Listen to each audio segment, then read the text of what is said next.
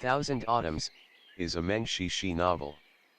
This is an audiobook made by fans for other fans. Disclaimer. The main couple of the story is made up of two men. If you don't like it, don't listen. Thank you. Remember, subscribe and click the bell to stay updated on all the new releases. Enjoy. Extra number 6. Lu Jingjian was Empress Dowager, but she was not someone who'd retreated entirely from the outside world. She was born into an high-standing family. In her early years was also a disciple of Lin Xuanxiugong. Lu Jingjian certainly contributed no small part to these years that Lin Xuanxiugong were able to hold their position within the southern dynasty. Back then Yuan Qing had come to the south on his ambassador mission. Yan Wushi had fought Ruyan Ky. On that occasion Lu Jingjian had left the palace in plain clothes, so of course she would recognize Shen Yan, the two of them. She had been busy helping the emperor manage political tasks, unexpectedly caught wind of the emperor having an audience with a whole lot of Daoists, so she came right away to intervene. Shen Qiao had gone with the direction of the river to muddle his way in here. He only wanted to see Chen Qiao, had no other intentions. Now that his identity was exposed, he did feel a bit awkward about the whole incident. This poor one came here bearing no ill will, where I was rude. I hope you'll overlook it. He was willing to offer a sentence of explanation. Yan Wushi however said nothing in reply. He remained sitting in the same position, his expression at ease, as if to him this splendid palace was no different from someone's crude hut. Lu Jingjian could scold the emperor of Chen, but she could hardly scold Shen Yan. These two, her expression didn't change. She was also warm and compassionate, as befitting an empress dowager of a nation. She returned Shen Qiao's greeting. Shen Daozun is too polite. Daozun, finding the time in your busy schedule to offer pointers to my son, that is my son's immense fortune. If she had called Shen Qiao Zhang Qiao, on the one hand it would seem inadequate coming from Chen. On the other hand, Shen Qiao and Yan Wushi sitting here, while Chen had nothing in terms of defenses. If the rumor got out it would be weird, so Lu Jingjian using Daozun, demonstrating her respect towards Shen Qiao as a person, was a brilliant move. She said to Yan Wushi, Yan Zongju, as a grand master of a generation, your position is not an ordinary one. Shen Daozun, as someone respected and admired by all. My son was unable to recognize Taishan right in front of him, didn't have a chance to treat you courteously, where he was lacking. I implore you esteemed guests not blame him. I am willing to make up for his shortcomings. The crowd, seeing the mighty Empress Dowager of a nation speak so politely to Yan Wushi and Shen Qiao, were already very shocked. Then hearing the two's real identities, were even more stunned, the most affected being Chen Qiao. How could he not know by now that he had been tricked? His anger swelled, his face flushed. These people masked their identities, scoundrels who lied to the emperor. Why is mother treating them so kindly? Where are my guards? Seize them at once. Lu Jingjian rebuked angrily, who dares move? The emperor and the empress dowager's orders ran contrary. The guards looked at each other, caught in a tough situation. Those that had marched out half a step, their feet paused mid-air. It was kind of awkward. Yan Wushi laughed, finally stood up. Lu Taihao is clearly no lesser than any man. No wonder this venerable one heard that Lin Xuanxiugong's previous leader wanted to pass on the mantle to you. Pity you later married into the palace, and gave Ruyan Ky the prize. As I see it, if you had been the successor to Lin Xuanxiugong, perhaps Lin Xuanxiugong would have long expanded its influence through the south and north, perhaps even into the northern dynasty, and it would now be in a position to suppress the Buddhist sects. How would it still remain floundering in the southern dynasty like this? Knowing these words were meant to provoke her, Lu Jingjian's expression stayed neutral. Then she smiled. Thank you Yan Zongji for your praise. Ruyan Shixing's Wujiang is stronger than mine. He's also more knowledgeable, logically he would be the successor to expand the RU sect's influence. I've ordered them to set up a banquet in another hall. If the two of you don't mind, can we move to a different space so that I may host you properly? Lu Jinjian was courteous and respectful. She didn't use her position to look down on others. She also hadn't admonished them for entering the palace with fake identities. Shen Qiao didn't want to make things more difficult for the other. Before Yan Wushi could say anything nasty, he said, "Then we'll be troubling you." The emperor burst from his seat. "Mother, these two view the imperial palace as their own backyard, going back and forth as they please. I won't let them off so easily." Yan Wushi didn't spare a single glance in his direction, but smiled at Lu Jinjian. "Chen's previous emperor Chen Su, this venerable one has seen him once before, his decisions were backed by evidence, he could be considered successful at guarding his inheritance. How come the father and mother are both such illustrious figures, but the son is just so-so, hence the saying like father like son, isn't worth believing." Chen Qiao as mighty emperor, how had he ever been admonished by someone right in his face? Immediately he flew into a rage. "How dare you, guards, why haven't you seized them yet?" The emperor's repeated orders, the guards didn't dare hesitate anymore. In short order, carrying their weapons, they surrounded them. The Daoists that had been seated beside Shen Qiao and Yan Wushi, seeing the evolving situation, had no desire to be caught like thieves. They rushed to cower and hide, afraid that they were all going to end up as fish in the same pond. In a blur, before everyone could react, the guards that had charged at Shen Qiao and Yan Wushi had all fallen onto the ground, their weapons clanging to the floor. They were leaning over and moaning in pain, looking to Shen Yan. The two of them, they hadn't moved an inch, calm and unfazed, even their sleeves showed no signs of disturbance. Lu Jinjian could not bear to watch it any longer. She declared coldly, "The emperor is still recovering, he ought to go rest some more, he cannot hear any more injurious words. Guards, send these Daoists away from the palace." She originally wanted to say chase them out, but then she remembered Shen Qiao was also a Daoist. In order to prevent a misunderstanding, she took care to be more polite. Only now did Chen Qiao discover that those he considered his best soldiers and guards were completely not worth a mention before these Jianghu masters. As a child he had learned from Ruyan Ky, but as someone set to inherit the throne, no one thought he should learn Wuzhong, or become a Jianghu master. Also, rather than Wuzhong, Chen Qiao preferred music, calligraphy, and the arts. So although there were people around him who were highly skilled in martial arts, he was far removed from the Jianghu. And this Jianghu that had always appeared distant, was now almost quite close. He watched his mother chase the Daoists away, and then invite Shen Qiao and Yan Wushi elsewhere. The latter had never held him in any regard, and even his mother, through his whole incident, had never asked for his opinion. In front of everyone, had completely ignored his self-respect as an emperor. "Your Highness, do you want to return to Qinxiangdian?" An attendant approached, timidly asked. Chen Qiao gave him a look. "Yes, of course, you dare go against the Empress Dowager?" The attendant didn't dare reply. Chen Qiao, "Go bring the wine, I want to write poetry, can't do it without wine." The attendant, troubled, "But the Empress Dowager said." He didn't dare continue, because Chen Qiao was glaring at him. "Do you serve me, or the Empress Dowager? If you're so loyal, go over to her palace to serve, wouldn't that be better?" The attendant kept apologizing and saying he didn't dare, then rushed away to find wine. Elsewhere, Lu Jinjian had invited the two into another hall.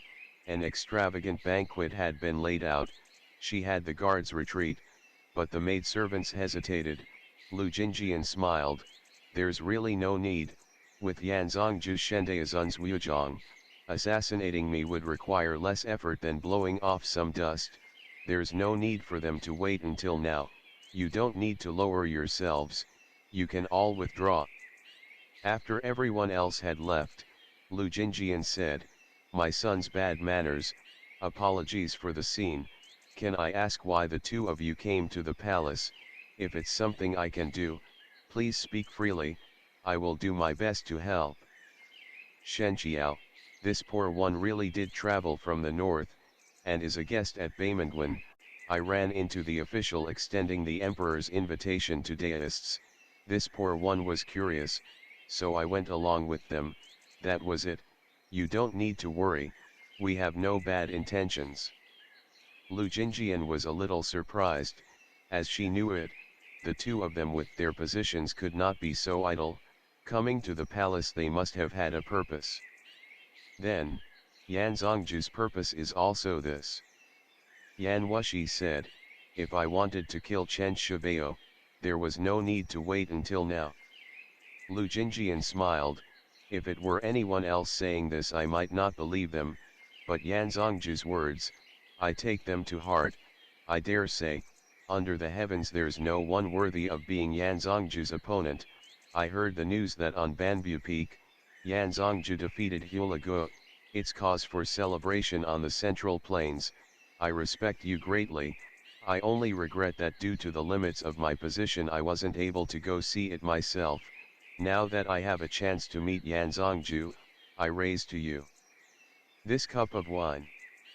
She saw Yan Wushi also raise his cup, although he didn't drink from it, but his attitude was clear, and she was reassured. Shen Qiao, those Daoists back there, although unskilled and untrained, they didn't mean any harm, they only looked up the emperor that they entered the palace to seek his audience, I implore you on my behalf to spare their lives. Lu Jinjian, this incident stemmed from the emperor, I understand that much at least, I have no intention of persecuting them, Shen Daozun can rest assured. She sighed, the emperor was born into the palace, he's never weathered a storm, and so clings to luxury and pleasure, towards political affairs his interest is just average, his father and I didn't foresee this, apologies that you two had to witness it today. The other was so reasonable and generous, Shen Qiao felt bad instead, he consoled her, His Highness has a multitude of talents, it's only that he is still young, unwilling to focus on proper affairs, if he can receive advice and direction, he is sure to find his voice, a voice that will stun the world. These words were right on the mark, she said gloomily, if the people beside the emperor could be like Shen Daozun, I would have nothing to worry about. Shen Qiao was about to say something, but Yan Wushi had already interceded blandly, Chen already has the RU sex, Ruyan Ky looks after his turf-like treasure, who can get a foot in. Shen Qiao is soft-hearted, before you ask this of him. To have her intentions exposed in one swoop, Lu Jinjian was taken a bit aback, but wasn't angry, her expression remained kind, it was I who was rash, don't take it the wrong way. Yan Wushi, you are smart, although you're a stickler for convention, you're way easier on my eyes than Ruyan Ky. Lu Jinjian laughed, my thanks to Yan Zongju's high praise. She recognized that she was the Empress Dowager of a nation, but the other had no need to appease her, she adapted her attitude and reactions accordingly. People who walk different paths have nothing to conspire, the three of them had no common topic of interest, Shen Qiao brought up taking their leave, Lu Jinjian did not keep them further, she even got up and walked them to the exit, and then ordered her maidservants to accompany them the rest of the way, and that they should maintain their courtesy and respect, etc. Finally Lu Jinjian said, the two of you are esteemed guests, next time you want to enter the palace, you can let the guards relay your message, I will come greet you, masking your identities made your time here difficult. Yan Wushi, you don't need to try to get more information from us, this venerable one coming to the palace today, the purpose was to find one person, now that I've found them, in the future I will not come this way again. Lu Jingjian, doubtful, who was Yan Zongju looking for? Yan Wushi smiled suddenly. In this entire Chen palace, besides Shen Qiao Daozang, who else would be worth my while? Shen Qiao was forced to fill in the missing parts. I parted ways with Yan Zongju in Funing County. He looked southward. I bet he also heard news of the Daoists gathering to enter the palace. Knowing that I would attend, he came in to investigate as well. We didn't plan on disturbing you, it was unforeseen on our part, please forgive us. Lu Jingjian, Daozun is too polite. If that's the case, I will not interfere with you two catching up. Yan Zongju Shen Daozun, take care, I hope we meet again. She had few interactions with Yan Wushi, but she had heard that he was very arrogant. Now that she had met him, he really lived up to his reputation. In contrast, it was Shen Qiao who demonstrated more restraint and manners. He said a few more cordial words before they took their leave. Outside the palace, Yan Wushi reverted back to ignoring Shen Qiao. Shen Qiao couldn't do anything about it, he could only walk faster to catch up to the other. You really went to the palace to look for me? Yan Wushi said nothing. Shen Qiao, how did you know I would go for sure? The other still ignored him. Shen Qiao had no choice but to reach out to grab hold of his sleeve. Yan Wushi, I have something to tell you. By now the two of them had walked to the edge of the canal. Here the willow leaves danced, verdant and tender, like clusters of plunging jade, ripple after ripple on the surface of the water. It was a balmy and beautiful day. The two of them in Daoist robes, their handsome faces, they attracted the effusively tender gazes of many young women passing by. It was a pity that neither of these two Daoists returned their gaze. Yan Wushi finally stopped, purposefully unconvinced. Shen Daozang is calling me. Shen Qiao, yes. Yan Wushi, then speak, afterwards I need to be on my way. Shen Qiao, where are you headed? Yan Wushi, first say what you were going to say. Shen Qiao was shy. This one sentence had been turned over in his heart 100,000 times, and every time it reached his mouth he couldn't say it, so he could only divert the topic. He looked left and right, hesitating. This place is too out in the open, it's inconvenient to have a conversation, can we go somewhere else? Yan Wushi's face showed his impatience. If you're not going to speak, I'm leaving. He turned and walked away. Shen Qiao rushed to grab his hand. You stop. At an angle the other couldn't see, Yan Wushi's mouth curved upwards. Immediately after it disappeared without a trace. When he turned around his brows were furrowed. Shen Qiao's head was lowered, wavering for a long time. Finally he came up with the sentence, are you well? This line of inquiry didn't seem right. Shen Qiao thought bitterly, then asked, do you like Tangren?